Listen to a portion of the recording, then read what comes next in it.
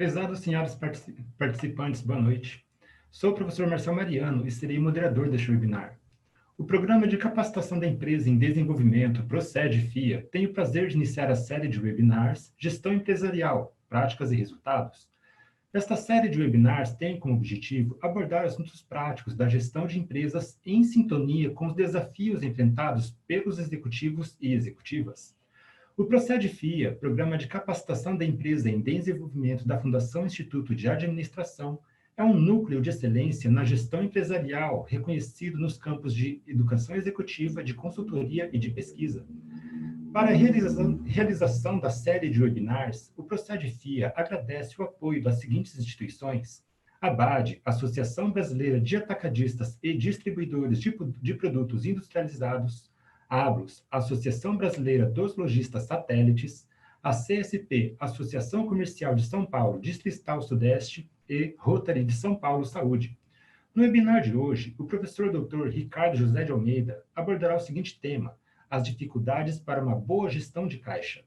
O professor Ricardo José de Almeida é doutor em administração com especialização em finanças pela FEA-USP, mestre em administração pela FEA-USP e graduado em ciências contábeis pela FEA-USP. É professor da FIA Business School desde 1999 e de outras instituições de ensino. Atua como consultor em informações gerenciais financeiras para empresas e docente tanto de finanças de empresas quanto de mercados financeiros. Este webinar terá duração de 60 minutos e será dividido em duas partes. Na primeira parte, o professor Ricardo José de Almeida apresentará durante 45 minutos o tema As dificuldades financeiras para uma boa gestão de caixa, focalizando os desafios dos executivos e executivas das empresas e instituições. Na segunda parte, os participantes terão 15 minutos para fazer perguntas. Com a palavra, o professor Ricardo José de Almeida. Bem-vindo, professor. Obrigado, Marcel, pelas palavras. Saúdo todos que estão na sala. Estou vendo a audiência aqui. Estávamos com 25, agora já 32 participantes. Tomei aqui a liberdade até de ver quem está aqui, né? E mando um abraço para a Patrícia e para o Sandro, que foram alunos do MBA em Gestão, e ao professor Almir, que também nos assiste. Vou, então, compartilhar a apresentação, que vai fazer eu lembrar dos assuntos, né, e do motivo, né, do webinar. Então, vou estar compartilhando a tela aqui com vocês. A gente tem, então, a missão aqui de extrapolar o que é feito em sala de aula. Em sala de aula, nós ensinamos muitas técnicas, muitos procedimentos quantitativos para medir, para ter um indicador que faça a medição da gestão do caixa, da eficiência. Agora, aquele é o estado da arte, né, que nós temos no mundo acadêmico, em que nós supomos que o ambiente, tanto interno da empresa, na área de tesouraria, e os controladores da empresa, os donos da empresa, todos eles estão bem preparados para executar aquilo. O que mais frustra alguém que vai estudar essa área é que, quando ele vai aplicar na prática, as pessoas não entendem, ele não tem o apoio da família que é dona da empresa, e cria uma sensação de que nada vai dar certo. Agora, por que não vai dar certo? É aí que nós temos o assunto de hoje. Então, eu estou aqui me deliciando em poder falar para vocês assuntos que eu não falo em sala de aula, porque na sala de aula a gente tem que montar a técnica. Então, aqui estamos hoje para falar por que não funciona, né? Então, tudo aqui que eu vou falar é baseado na minha experiência como consultor. Eu já tentei aplicar as técnicas e tento até hoje com empresas pequenas, médias e grandes. E os problemas são bem similares. Nas empresas grandes, que você tem acionistas variados, que eles pouco têm relação pessoal, é mais fácil, porque é do interesse deles instituir um controle formal com indicadores para fazer a gestão do caixa. Inclusive, a política de dividendos é uma grande questão que eles se debatem. Quanto tirar da minha empresa? Tem que ter uma técnica bem clara para justificar isso. Fica mais fácil fazer numa empresa grande. Agora, empresa média, principalmente no Brasil, a gente vê empresa familiar. E aí começa a confusão. A confusão de vou usar a empresa para a minha vida pessoal ou vou tratar a empresa diferente de mim? Eu tenho vários argumentos para dizer para vocês que é melhor separar. Agora, não há consenso. Quando nós vamos aplicar as técnicas que são estudadas, elas pressupõem a separação. Elas não fazem uma técnica vendo a mistura. E aí é que o aluno fica com a sensação de que a coisa é teórica, não é prática e tal. Então, eu pretendo estar abordando com vocês essa minha experiência em tentar aplicar as técnicas, a argumentação dos alunos em sala de aula também. Como vocês veem aí, eu estou na FIA desde 1999, né? Então, muitas histórias já passaram por aí, muitos cenários econômicos. Então, sobre isso que a gente vai tratar, tá ok? Então, aguardo todos aí com as perguntas e vou começar, tá? Primeira, eu tentei elencar de uma maneira lógica para argumentar com vocês isso. Então, primeira questão que vai impactar numa dificuldade de aplicação das técnicas é a questão de retirada da empresa. Os sócios, eles retiram o caixa da empresa e isso tem que ser bem pensado, porque retiradas demasiadas elas podem impactar em risco demasiado para a empresa também. E não nos esqueçamos que nós estamos num país das mais altas taxas de juros do mundo. Ou seja, tirou demasiado caixa, faltou dinheiro, você paga muito caro e isso vai afetar o resultado futuro da empresa. Tirou muito pouco, os sócios ficam com a sensação de que não está compensando ter empresa. E vão começar a pressionar por ações gerenciais que prejudicam o futuro dela do ponto de vista estratégico. Não investe direito, não remunera bem o funcionário bem qualificado, tem certos desequilíbrios. Então, eu quero listar com vocês aqui a primeira questão para a gente poder pensar sobre os problemas que a gente tem para aplicar as técnicas, né, na administração do caixa, que, olha só, é a política de dividendos. Dividendo esse que o brasileiro pensa pouco. Pensa pouco, talvez, por quê? Porque as empresas são de um único dono ou de uma única família e temos pouca cultura de compartilhar o controle da empresa. Devido a esse fato, pouco se pensa na retirada, mas há técnica para isso. Uma técnica que nós treinamos em sala de aula. Mas para o aluno sair da sala de aula e ir para a empresa e aplicar, é uma diferença enorme, porque ele vai encontrar pessoas que não vão ter essa preocupação e esse conceito. Então, eu vou listar com vocês aqui os problemas centrais. Primeiro problema, que eu acredito que seja o principal. Nessa hora, ninguém está querendo ser o dono da verdade. Mas a questão é, quanto que se deve deixar de caixa na empresa para ela poder enfrentar as situações adversas que vêm pela frente, sem correr no risco de cair em empréstimos muito caros. Tem que ter uma conta aqui para fazer essa questão do caixa mínimo. Para fazer essa conta, os executivos eles têm que ter uma projeção do que é que vem pela frente. Então, entra aqui, ó, nessa questão do caixa mínimo aqui, uma grande questão que é a empresa entender do ambiente em que ela se encontra e mais, ela precisa traduzir isso em projeções.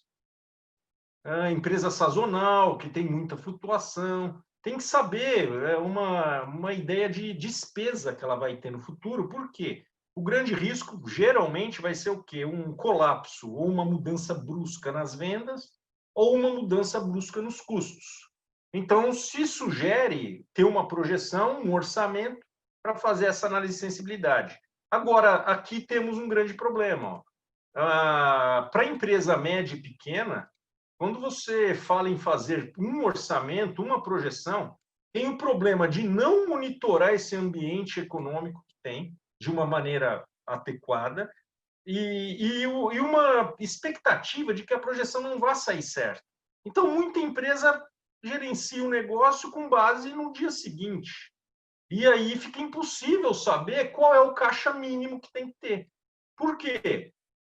Se a empresa tiver uma razoável confiança de que o nível de caixa mínimo que ela vai manter é adequado para passar essas situações aqui que vêm pela frente, que são inesperadas, aí você pode definir quantos sócios podem retirar, que é a tal da política de dividendos. Então, o que a gente vê muito no Brasil é muito dono de empresa fixando o dividendo que quer retirar, como se ele já mistura a conta pessoal dele com a conta da empresa aí. Por quê? Porque ele quer ter um salário da empresa, que a empresa pague para ele. Mas se isso for às custas de um empréstimo muito caro, eu já vi controlador de empresa com uma casa enorme, super luxo, mas com uma empresa totalmente endividada no banco sem conseguir sair. E ele ainda acha que não tem dívida na conta pessoal, só que ele tinha dado garantia pessoal nas dívidas.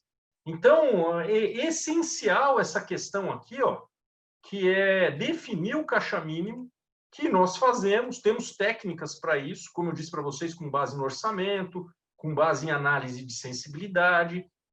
Feita uma vez a definição desse caixa mínimo aqui, você pode estabelecer uma política de dividendos, que nós chamamos na academia de política residual, que é a que preserva a sustentabilidade da empresa. A empresa fica mais valiosa, e aí melhora, mesmo que o sócio não pense em vender a empresa, se receber uma oferta, estará tão sólida que aumenta muito a riqueza dele. Então, super importante tratar dessa questão. Que, como eu disse para vocês, devido a... Olha só, eu vou circular aqui, ó. Dificuldade de projetar o ambiente, de entender o ambiente, de fazer a conta da projeção, que é um orçamento integrado, bem feito. Essas dificuldades detonam aqui a chance de você fazer a técnica que nós sabemos, né?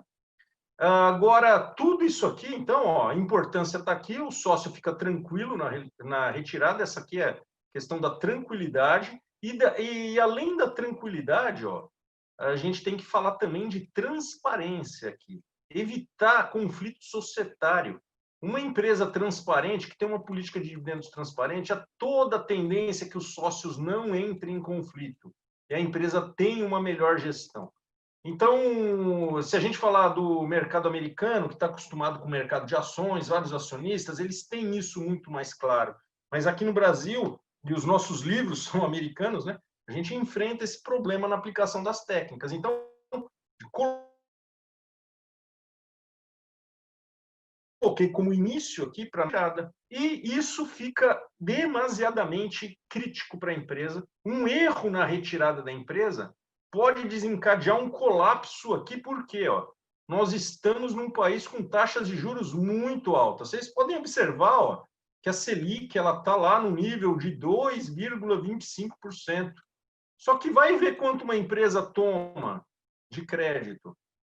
Os bancos somam aqui esse tal desse spread bancário. Ó. Esse spread bancário aqui ele é altíssimo. E ele é muito alto para empresas, principalmente, que não têm essa cultura de monitoramento do ambiente de projeções, que são as pequenas e médias. O banco vê muito risco. A tendência é que, se a empresa se organiza, esse spread aqui poderia baixar. E aí a gente tem uma outra dificuldade, que é o argumento de que o spread baixa para empresas bem organizadas não cola entre empresas médias e pequenas. Elas não acreditam que, se fizerem uma gestão melhor, mais transparente, inclusive aqui para os bancos, que o banco vá aliviar esse spread bancário. Tem uma desconfiança muito grande com o mercado financeiro, e isso faz a empresa viver para um planejamento de caixa muito de curto prazo. Então, como quebrar isso? Né? Como quebrar isso é uma questão aí problemática para o país Brasil, que nós estamos aqui. vai chegar ao ponto de você realmente não saber qual é o seu caixa mínimo, ok? Então, olha só, com essa questão do problema central, que é a política de dividendos, agora eu vou para umas questões específicas.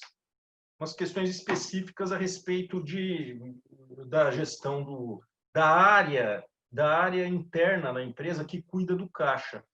A gente pode dizer que essa área é a tesouraria, né? A área financeira dividida em controladoria e tesouraria.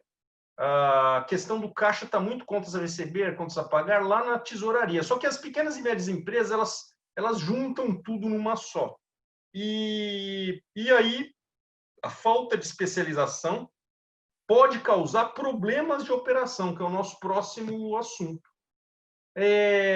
Primeira questão, uma questão que está muito ligada à tal da desconfiança, que eu falei no slide passado. Há uma desconfiança enorme entre o banco e as empresas. Estamos falando de empresas médias e pequenas mais. Empresa grande também desconfia, mas num outro nível. Aquele spread bancário da grande é muito baixo, mas o spread da pequena é alto, e da média também. Então, vejam, o Brasil tem um problema na questão dos encargos financeiros. Os encargos financeiros brasileiros são pós-fixados. Então, olha só, a gente tem os encargos pré e pós-fixados. E esses encargos pós-fixados, a conta é muito complicada. Pouca gente sabe fazer a conta correta do encargo que o banco cobra. O banco cobra, geralmente, essas dívidas aqui num indicador que se chama DI. A gente já tem um problema de entendimento aqui do que é esse depósito interfinanceiro, por que ele é atrelado à taxa do título público federal, e mais, quando uma empresa toma crédito, esse DI aí, ele oscila no futuro e a empresa não consegue entender por quê. Tudo vai gerar um problema de planejamento enorme para poder fazer aquele orçamento, a ponto de muitas nem fazerem. E temos uma outra questão, que é o cálculo desse encargo.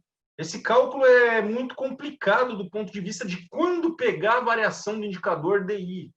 Então, como todas as dívidas são pós-fixadas, a gente tem um problema da matemática financeira e o problema do entendimento do pós-fixado, que a nossa bibliografia no campo acadêmico é extremamente rara para tratar com pós-fixado. Muito pouca gente sabe fazer. Então, olha só o que acontece.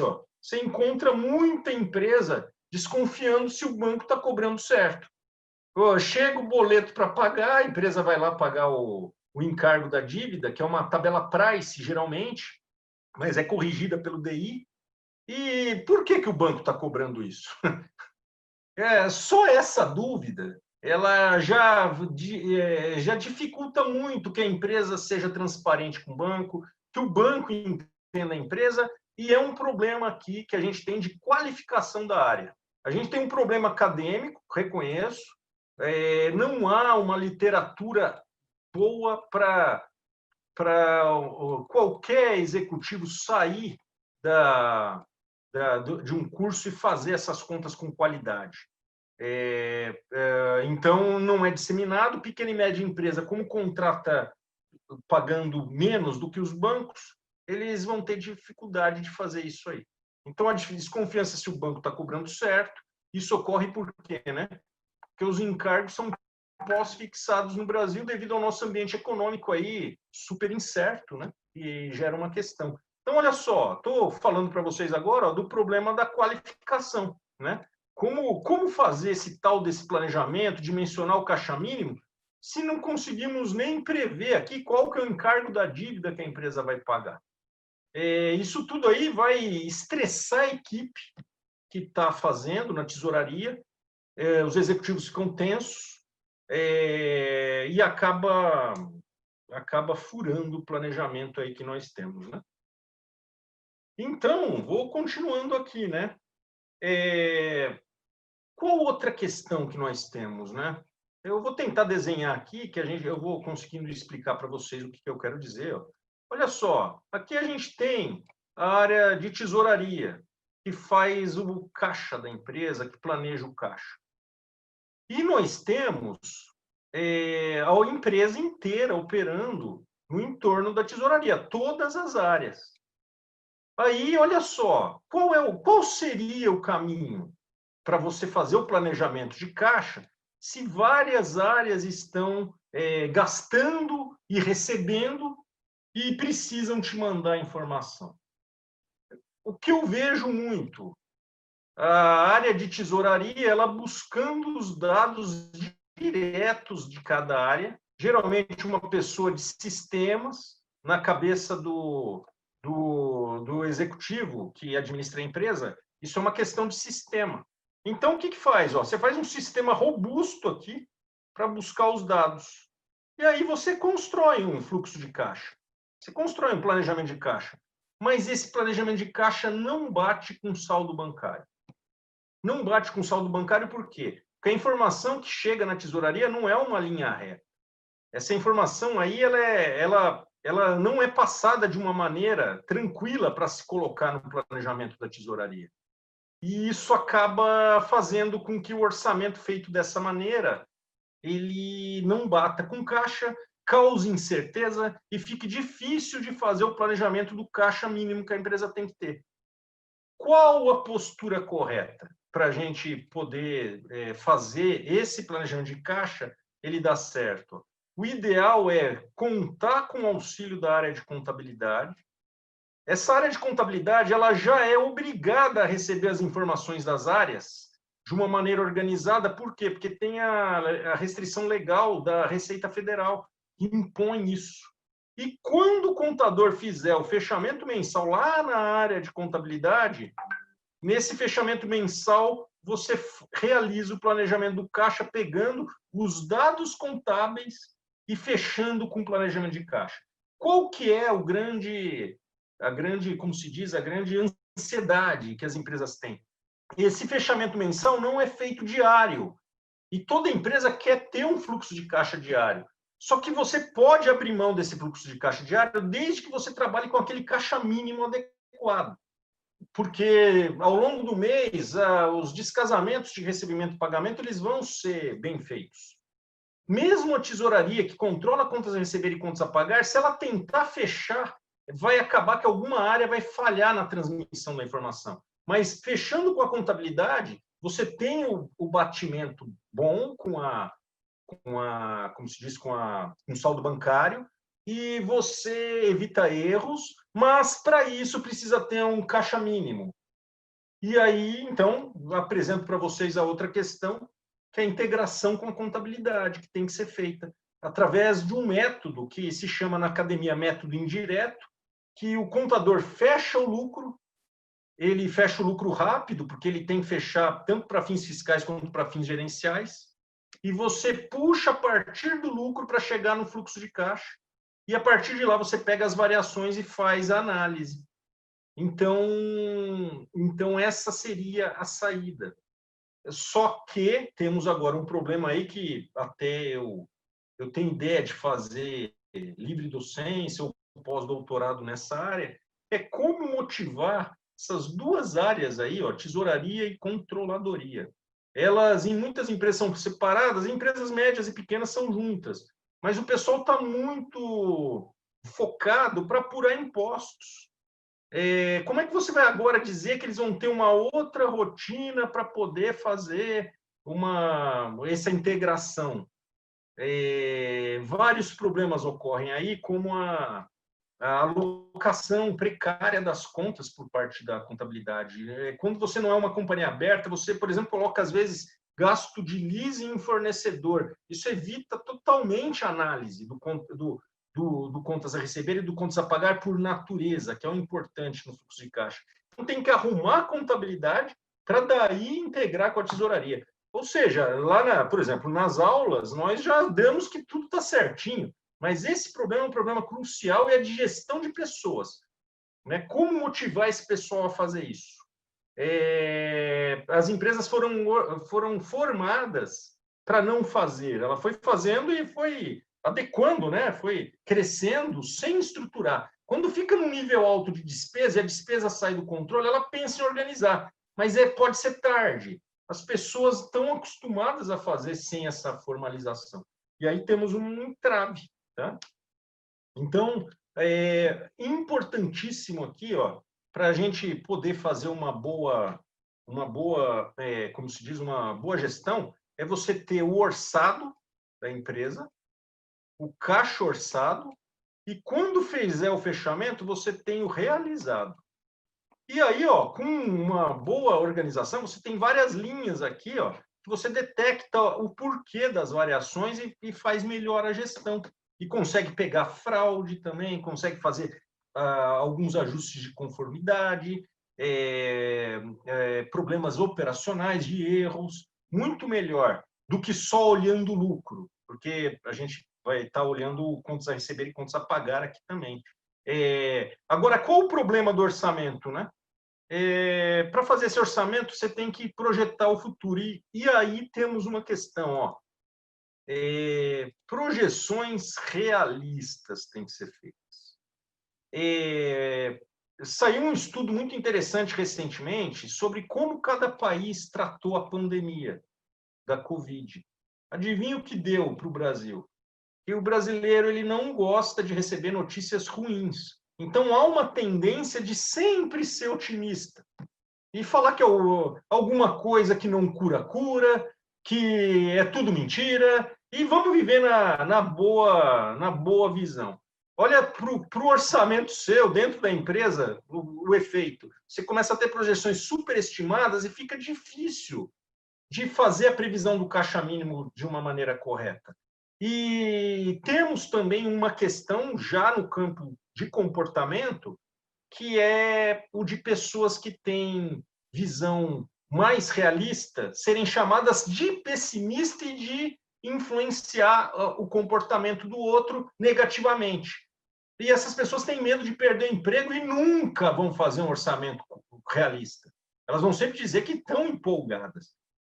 Fatal para dimensionamento do caixa, principalmente nos momentos que vem queda. Então, aí, nós, na área acadêmica, né, temos a área de finanças comportamentais que busca isso. Já tem livro publicado nos Estados Unidos a respeito de como garantir um processo mais realista, sem as pessoas pensarem em serem vistas como andam para trás, e etc. São questões que estamos longe de resolver, pelo menos aqui no Brasil, nas empresas e também entre nós, né, nas vidas familiares e pessoais. Uma outra questão também, para fazer um bom orçamento, você tem que ter relacionamento com as outras áreas. As outras áreas têm que estar dispostas a passar as previsões, ou seja, a gente está falando não só do convencimento da área financeira, mas do convencimento, por exemplo, de uma pessoa importante na organização que nunca fez previsão. E ela carrega uma boa parte do resultado da empresa nas costas. Será que ela vai querer mudar? Porque quando você faz a previsão, você também dá o controle para a área financeira. E essas pessoas geralmente não querem ser controladas. Então, o relacionamento com as outras áreas é fundamental, não só do ponto de vista de sistema, que é muito que se pensa, muita empresa querendo implantar o ERP, o SAP, mas não é isso. Você tem que colocar esses indicadores também nas pessoas, né? Temos mais coisas aqui. Estou recebendo perguntas no chat. Já eu digo, já vou escrevendo. Gustavo, né, perguntou. Gustavo, não me esqueça de me cobrar. Eu vou acabar aqui. Eu só tenho 40 minutos, já foi 28. Mas esse livro aí é um livro de finanças comportamentais. Eu vou escrever aqui e vou te mostrar. É um livro sobre finanças comportamentais, mas é finanças corporativas, tá? É bem legal e ele trata essas questões. É de um autor, tá? Vou dar o nome dele aqui. Relacionamento com outras áreas, então, uma coisa importante. Como eu disse para vocês, não é só sistema, essa visão de que é o sistema que tem que fazer, só estressa, acaba que a área se esconde atrás do sistema. Tem que ter uma questão cultural, é muita questão de gestão de pessoas aqui, né? Então é por isso que eu falei, né? Meu pós-doutorado vai ser em gestão de pessoas, porque para fazer valer tudo isso tem que resolver esse negócio, né? Temos uma questão aqui que são as decisões dos acionistas e famílias. A gente encontra sócio pedindo para a empresa pagar a conta pessoal dele. A gente encontra parentes trabalhando na empresa. E tudo isso aí gera uma dificuldade de contenção, de controle, previsão e contenção das despesas. Então, a gente tem uma questão dos vícios das decisões dos acionistas e das famílias.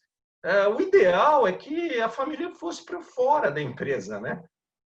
E essa visão que eu falo, por exemplo, já agride muita gente, que acha que a família que dá solidez pela parte sentimental e etc, etc. Mas não se iludam, do ponto de vista financeiro, alguém que for comprar a empresa vai perceber isso, vai desvalorizar, e essa visão de valor da empresa também é muito precária aqui pelo mercado de fusões e aquisições que nós temos, que é muito pouco divulgado, só para grandes empresas. No limite, você tem uma empresa, você não pensa que você possa vender. E com isso, você também pensa que não precisa gerenciar. Então, a gente tem essas questões, né, que tem que ser pensadas aí. E outros vícios também.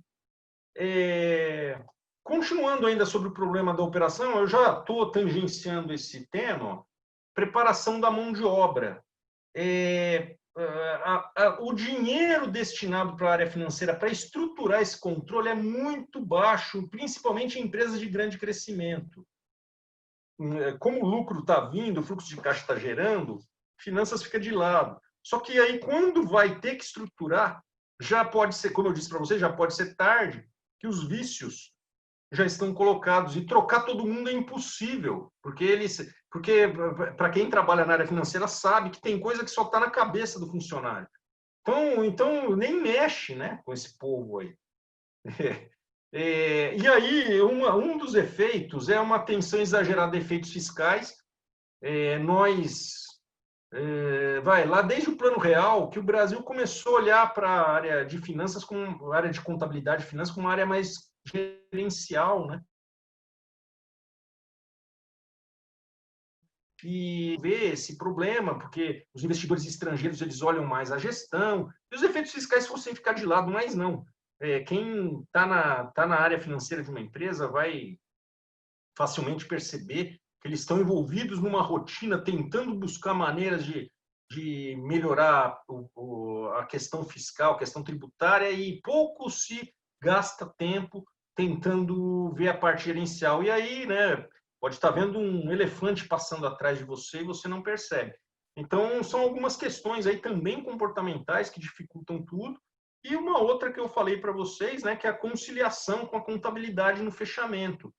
É difícil encontrar um profissional que esteja operando o sistema contábil bem focado em parte fiscal, que ele queira fazer o ajuste do plano de contas para um sistema de análise gerencial correto. Como eu disse para vocês, a mistura do leasing com fornecedores, e outras contas que ele aloca diferentemente, às vezes por uma questão que ou não vê onde vai impactar, ou por uma questão fiscal também, né? Então, tudo isso fica difícil. Checar, por exemplo, o prazo que a área de vendas prometeu e prazo que ela fez. O prazo que ela fez é fácil pegar pela contabilidade, com uma boa alocação de contas. Só que se ele misturar as contas, a gente já não consegue pegar. E aí o controle fica falho e passa mês e o capital giro da empresa está todo descoordenado, né? Como eu disse para vocês, já antecipei, o controle diário não bate, né? Que eu falei para vocês que a questão é de fazer uma interligação com a contabilidade. Também tem que ter uma questão cultural aí, e a dificuldade do controle mínimo do caixa. Tá? Preparei aqui, nesse finalzinho, uma outra questão também que tem que ser pensada, que é o relacionamento que a empresa tem com 3 pessoas, sócios, bancos e os stakeholders, que são principalmente fornecedores e clientes, né?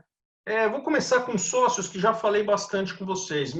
A mistura da conta da empresa com a conta do sócio, apesar de bonita do ponto de vista sentimental ou emocional para algumas famílias, não tenho dúvida que no longo prazo vai dar problema e como eu disse para vocês, quando você precisar de um investidor, o investidor vê isso, o banco vê também, e o spread sobe, a empresa não vale muito, e você começa a tratar a empresa como geradora de caixa para você, só que eu fico pensando na situação dos funcionários que estão lá dentro, que têm a sua vida pessoal querendo ter um sucesso, já que a vida é única, né?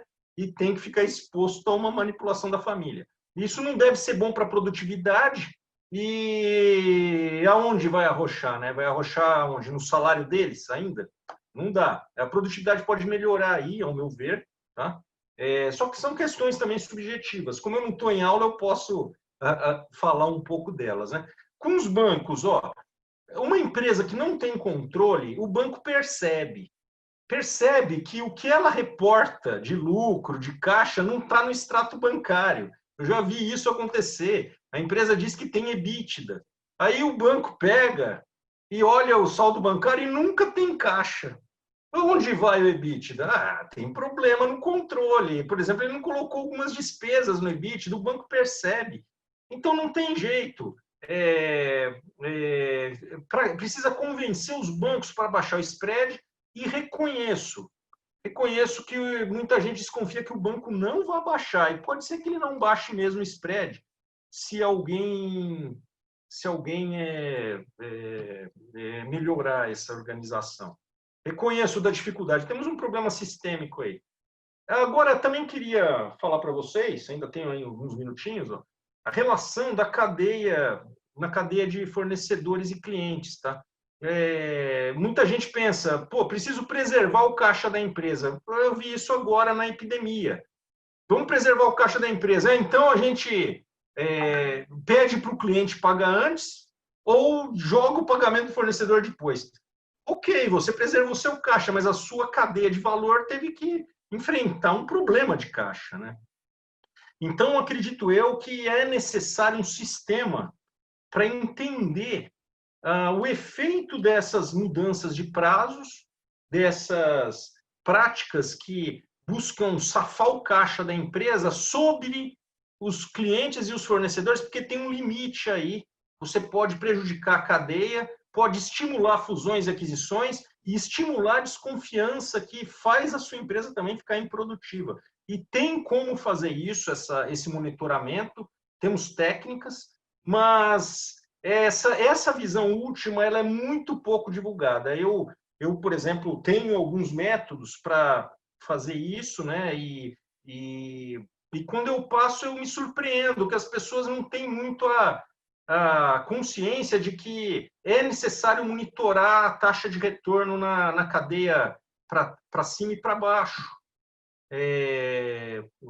Como se você pudesse, né? E fazer uma expropriação da taxa de retorno de alguém na cadeia sem efeitos colaterais, tá? Então, gente, é isso aí que eu tinha para falar com vocês. Então, eu estou vendo que tem perguntas aqui no chat, né? Eu vou perguntar para o Marcel o que eu faço agora, se ele me relata, se eu respondo aqui. Enquanto isso, o Gustavo, né, perguntou o autor.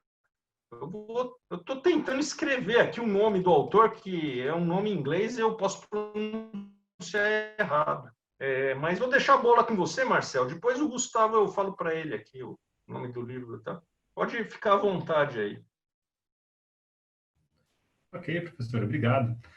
O Gustavo, então, depois você responde para o Gustavo qual é o nome desse autor. A gente pode até falar aqui para os outros participantes poderem procurar o livro também. Então, vamos para algumas Então, perguntas. Marcel, eu inclusive vou pedir para vocês da FIA passar para ele que eu quero pegar. Eu sei do nome do livro, que é de finanças comportamentais, e tem um outro que ele propõe práticas para fazer a empresa eliminar os vieses psicológicos no processo de orçamento, que eu preciso ver o nome perfeito do livro aqui em casa, e aí eu mando já, junto, tá? Ok, podemos fazer assim. Então, até o final do nosso encontro aqui, a gente responde para ele os 2 livros e quem que é o autor, ok? Então, vamos para as perguntas aqui. Aqui um participante pergunta: como fazer para resolver conflitos entre os familiares quando discordam, não misturar contas da família com a da empresa? essa pergunta aí é dificílima, né? O que eu vejo mais são os sócios vendo que a perda de frustrar um familiar é maior do que a perda na empresa de acertar a prática. Como resolver isso? O que eu tenho visto? Aí é que tá, eu sou de finanças, o que acontece comigo é que eu acabo não conseguindo fazer as técnicas. Mas há pessoas especializadas que criam um órgão que se chama Conselho de Famílias. É um órgão que está acima do Conselho de Administração, porque você tem a empresa, o Conselho de Administração, que é profissional, e tem um Conselho de Família que conta com não é coach o nome, é um moderador, é um profissional de ciências humanas, sociólogo, psicólogo, que vai decidir os conflitos familiares no Conselho de Família e ir lá com técnicas para evitar que ele entre na empresa. Vejo essa solução como a melhor, Marcel. Se tentar resolver dentro da empresa, começa os funcionários a participarem e você tem um colapso nesse planejamento todo. Então, acredito que é pelo Conselho de Família que aí quem quiser procurar referência sobre isso, né? Tem um instituto, chama Instituto Brasileiro de Governança Corporativa, que ele tem farto material sobre a formação desses conselhos, ok? Ok, muito interessante. Isso até pode ajudar a evitar que a empresa forme rusgas ali dentro, com alguns funcionários tomando lado de alguns parentes, algo assim, né? Bastante interessante. Agora, vamos lá. Como fazer para motivar as equipes de finanças para mudarem a rotina, para ter procedimentos que melhorem a gestão do caixa? Opa, você está me ouvindo aí, Marcel? Tá, né? Tá aqui. Sim, estou vendo. Olha só, Marcel, essa é a minha tese de pós-doutorado. Eu vou fazer em gestão de pessoas. Eu tenho muita dificuldade. Eu vejo o pessoal eles não conseguem, na maior parte. O trabalho de finanças é um trabalho nas áreas de tesouraria muito rotineiros. Tesouraria e controladoria. O chefe da tesouraria, o chefe da controladoria entende do processo decisório, mas os funcionários têm uma dificuldade imensa de entender. Por quê? Porque eles são cobrados por eficiência em termos de tempo de resposta e eles ficam muito especializados e pouco reflexivos. Com isso, fica difícil motivar pela razão da melhora da gestão. Eles têm dificuldade, inclusive, de entender como formar o indicador.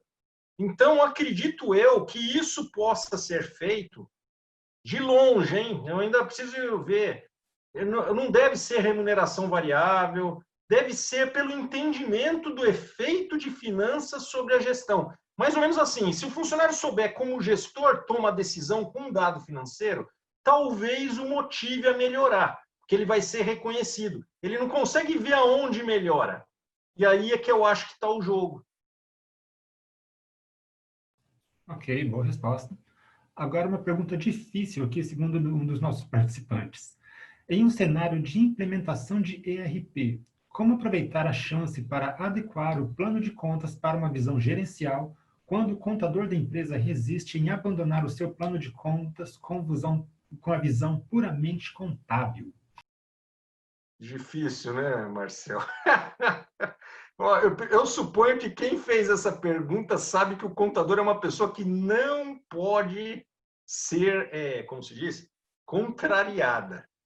Por alguma razão, Sim. o contador não pode ser contrariado. Eu conheço gente assim. Primeira coisa, separa a conta pessoal da conta da empresa para o contador não saber de segredo nenhum da família. Aí, quando ele se recusar a fazer isso, minha sugestão, antes de tentar implantar o ERP, ver como ele está apurando o resultado e extrair dele tudo que está na cabeça dele que ele não formalizou na empresa. Porque daí ele pode sair da empresa, você tira o poder dele, e aí você pede para ele, dá para ele um manualzinho da CVM. Tem até o site do Comitê de Pronunciamentos Contábeis que diz como alocar as contas. A gente tem o mercado de capitais, o mercado de ações ele é uma boa escola que eles pensam em fornecer dados para os analistas de investimentos fazerem projeções. Então, é uma grande análise, a contabilidade é muito azeitada para isso. Então, sugiro cursos, formação, toda a chance para esse cara, mas esse cara não pode mais estar na cabeça dele o que ele faz na empresa. Você tem que fazer um manual, um procedimento para transformar o que está na cabeça dele, que é conhecimento humano que ele tem, em conhecimento estrutural, ter mais pessoas entendendo, porque daí eu acho, Marcel, que acaba esse problema. Ele vai resistir. Se resistir muito, faz aos poucos, com alguém que possa buscar do sistema contábil as práticas que ele está fazendo e escrever, que eu acho que é uma grande questão escrever bem sobre tudo isso, tá? Ok, legal. Agora, outra pergunta. Como acompanhar informações boas para as previsões do mercado financeiro a respeito das condições de juros e taxas de empréstimos? Principalmente agora, no período de Covid, né? É, né? Eu diria não só Covid, viu, Marcel? Olha, relatório de banco é uma fonte. Os bancos, eles têm áreas de pesquisa de investimentos que fornecem informações para as empresas. Eu começaria a partir daí. O banco que a empresa tem conta, ela tem uma área de pesquisa e você, como cliente, pedir para eles o acesso a isso. Então, você pode pegar as áreas de pesquisa de crédito, pesquisa de ações, que eles falam sobre o cenário econômico. É o primeiro passo, porque você vai ter as projeções. Você vai conhecer o relatório Focus, as projeções públicas, etc. Projeções setoriais, eles fazem relatórios setoriais também. Essa é a vantagem de uma companhia aberta. Ela já tem esse canal com o mercado de ações e ela faz um planejamento melhor. E as outras? Cabe a elas buscarem nos bancos esses relatórios. Eu acho que é o primeiro passo. Toma cuidado, porque esse relatório tem o mesmo problema de finanças comportamentais. O cara não fala a realidade, ele vai falar a realidade depois que acontecer, geralmente a coisa ruim. E aí buscar algumas fontes fora. Hoje, com a internet, nós temos muita fonte aí, muita ruim, mas tem gente séria que pode contrabalançar esse efeito, para não ficar projetando que a venda vai subir quando vai cair, tipo essa coisa, né?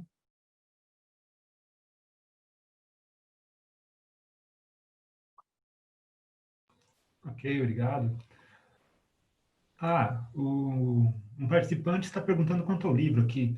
Esse é o livro que o senhor estava recomendando? Ó, Princípios de Finanças Corporativas, de Richard Brealey, Stuart Myers e Franklin Allen. então, esses caras aí, o Brealey e Myers, eles escreveram um ótimo livro, só que eles não abordam o efeito comportamental das pessoas sobre as previsões. É um livro mais antigo. Então, ó, deixa eu ver se eu consigo escrever aqui no chat.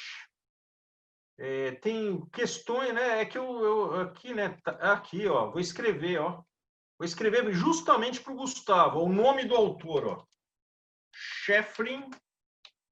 O H eu não sei o que é, ó. Escrevi aí no chat, ó. Opa, saiu aí?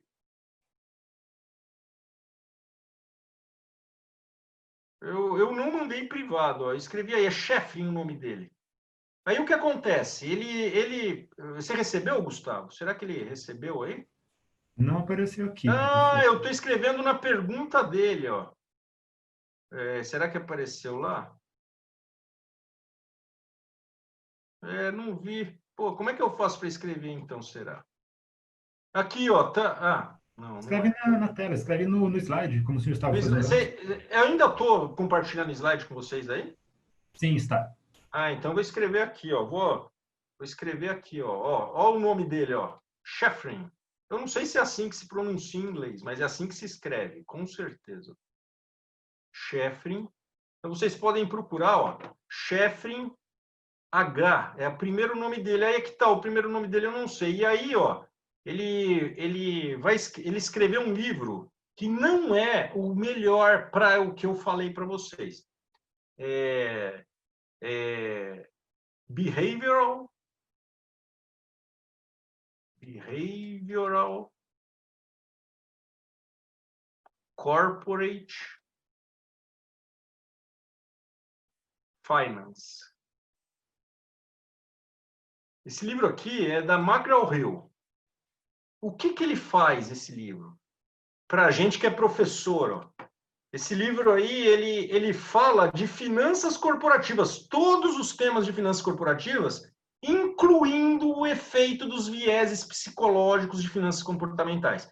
Por exemplo, tem um caso de uma pessoa que num banco queria muito fazer um investimento e vai lá e manipula o capital de giro da empresa.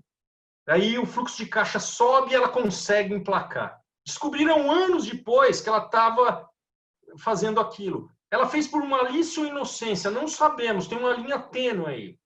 Mas esse livro, ele passa todos os assuntos de finanças. Agora, esse mesmo autor escreveu um livro realmente sobre como fazer o processo melhorar dentro das empresas.